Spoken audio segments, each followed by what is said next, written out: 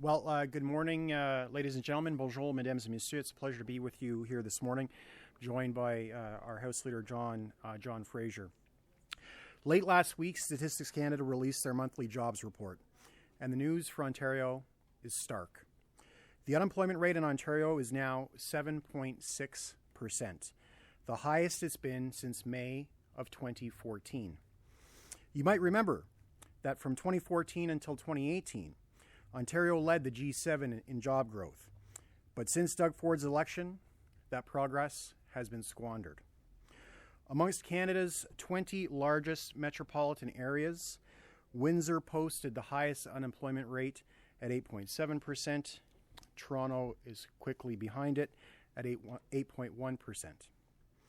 Now, Ontario has long played the role of the economic engine of the country, and manufacturing has been the center of that strength.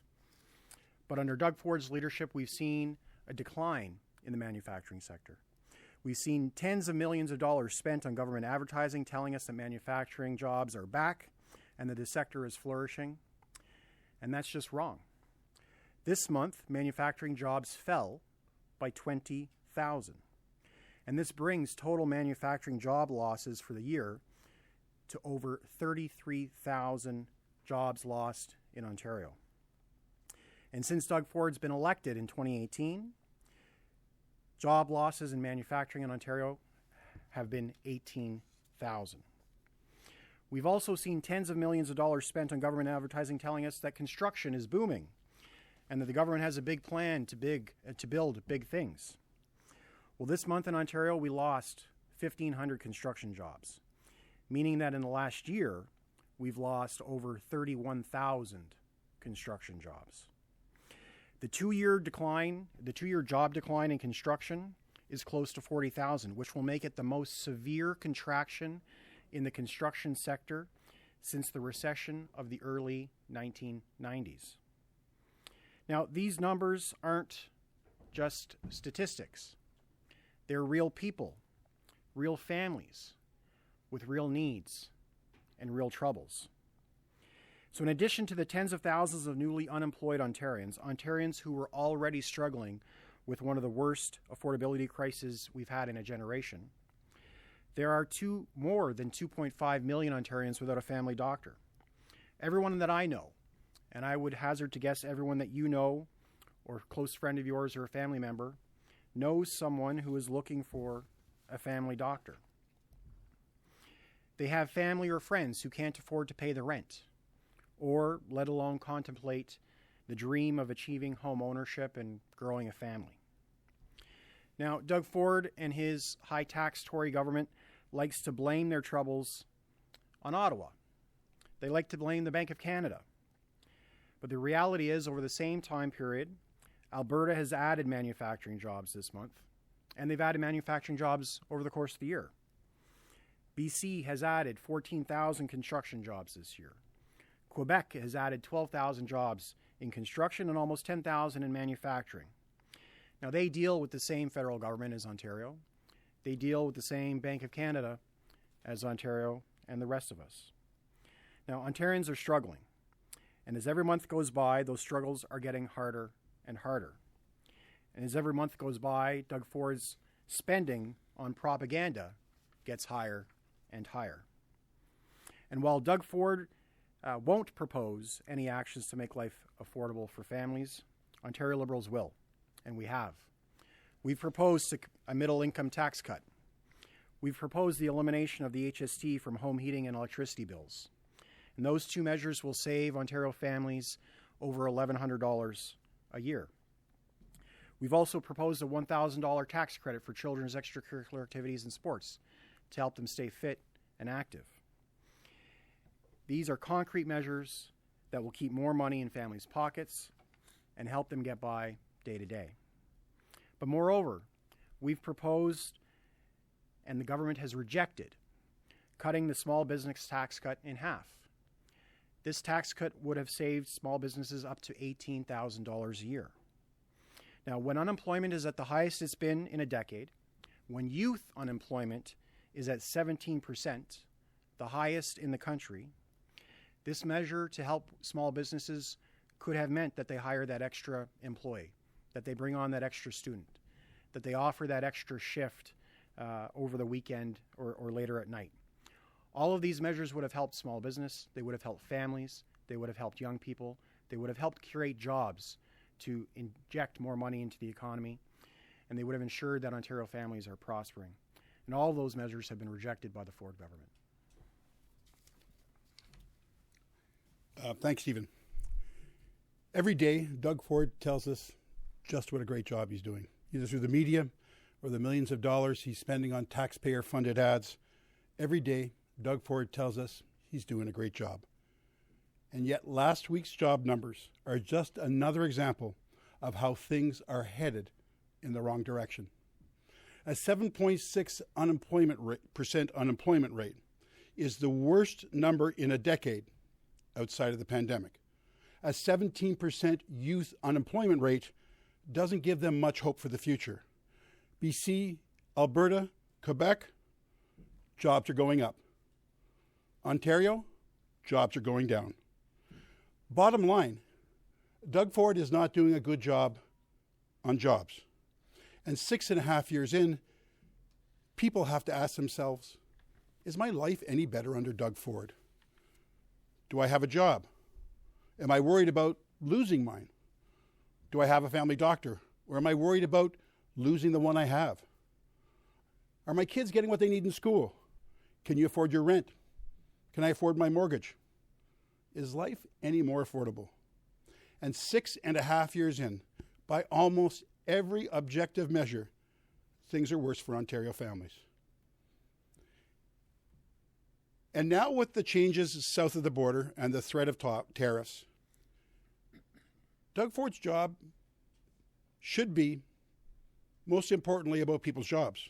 Except his top priority right now is to call an early election and spending millions and millions and millions of tax dollars to do that, just because he thinks it's going to be better for him. Ontarians need a premier who's looking out for them, not for himself. And we'll take your questions.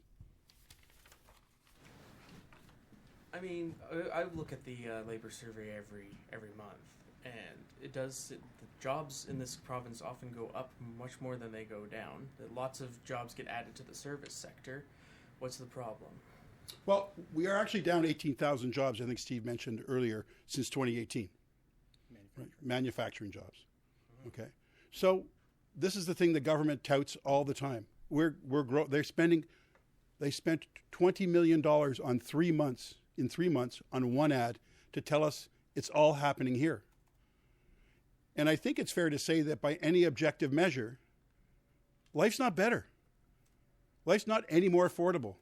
People are worried about their jobs. They're worried about losing a family doctor. They're worried about whether their child's getting enough in school, whether they have special needs or not. So I think it's headed in the wrong direction. And right now, the Premier's priority is to hold an election. He's spending millions of dollars in ads on doing it. He spent $1 billion getting beer and wine in the corner stores. When in actual fact, if he was really serious about protecting jobs, he'd say, I can't do anything right now, because the only thing I can focus on is making sure that it doesn't get any worse. And that's what my point is. Yeah, in addition to that, you have to look at the rate. The unemployment rate is up significantly since 2018. It's the highest unemployment rate since 2014. One of the centerpieces of Premier Ford's election the first time, and what he tells us, or what we believe his re-election campaign will be about this time, is about the province's stature in terms of creating jobs and bringing jobs back to Ontario. And that is, I think, based on the unemployment rate, demonstrably false. And certainly in those sectors that he's touting, manufacturing and in construction. The other important point is youth unemployment at 17%. That's nearly 1 in 5 young people who are unemployed. And remember, unemployment is based on people who are actively looking for a job. How many youth have just given up, that they're not actively looking for a job? That's a dangerous statistic when you have 1 in 5 people out of work, and especially young people.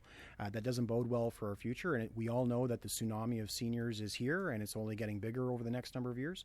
We need young people to get into the labor force, to pay taxes, so that we can afford the health care and the social services that we're going to need to support that aging population. Like you've mentioned it, you've mentioned in passing a couple times, but the government does tout that it wants to do more manufacturing. It often throws back a quote at your party about moving Ontario to a service economy. So what would the Liberals be able to do this better this time around that the PCs, who have really, really championed this, haven't been able to do? Maybe it's better to go back and take a look at what we did. Ontario, before Doug Ford took over, led the G7 in jobs and growth for 5 years. We were one of the top 3 places for foreign direct investment.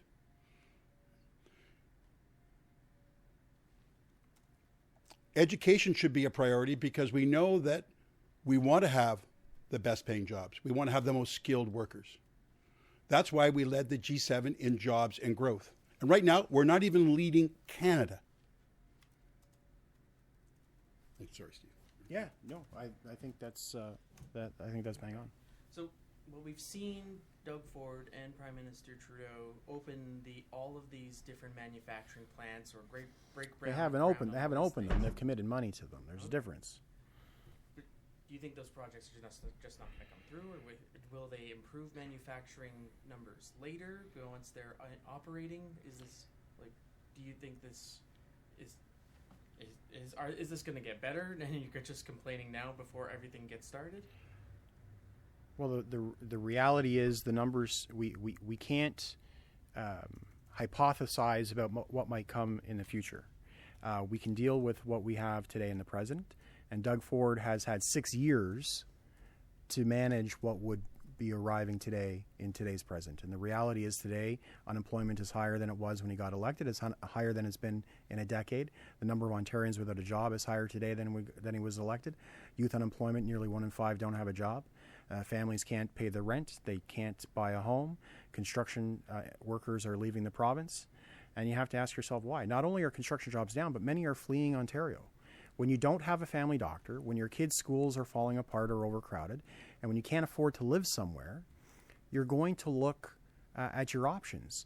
And when the other big provinces in Confederation have seen job growth in those key sectors, it's not surprising to learn that a lot of that is coming from people from Ontario moving there.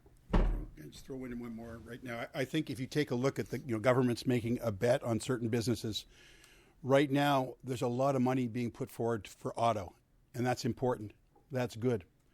There's a huge risk right now because of the new Trump administration. It's not just the idea of tariffs. It's like, how is our auto industry, all these new battery plants? That's a huge risk. I mean, they took a bet. So going back to, and I think it was important to put that money down and to invest. And now we have a situation where there's this massive risk. And the government's saying, well, we should have an election this spring. That doesn't make any sense. That doesn't make any sense. The Premier has to put his interests aside, which is an early election, and put the interests of Ontarians aside. He needs to put his needs aside and put the needs of Ontarians first to protect their jobs right now. That's the most important thing. There's a huge risk, and he should be focused on that. What do you make of Minister Fideli's response to these numbers this weekend about sort of blaming the Bank of Canada and high interest rates? Yeah, well, the Bank of Canada is the same Bank of Canada that companies in Quebec have to deal with, and the province of Quebec has to deal with. It's the same Bank of Canada, Alberta, and British Columbia have to deal with, and they've seen employment growth in manufacturing and in construction. So it's great to blame others for your problems. It's great to be able to blame the federal government for your problems. But they've had 6 years. They've had 6 years to create an economic environment where businesses and institutions want to invest in Ontario and create jobs in Ontario. They've had 6 years to figure out how to accelerate housing approvals to get more houses built. They've had 6 years to ensure that Ontarians have a family doctor, and they failed on just about all those fronts. You're going to be asking about this at question period? Question. So I don't remember who has a question today. I'm not sure whether we'll be asking about this. Generally, what you'll always find in question period is we'll slide in family doctors, because we think that that's a real crisis. We know that's a real crisis facing Ontario families. And of course, the 3 million whose family doctors might retire. So you may find that weaved in. We have one question today. I'm not sure who's got it. We do give a bit of flexibility. So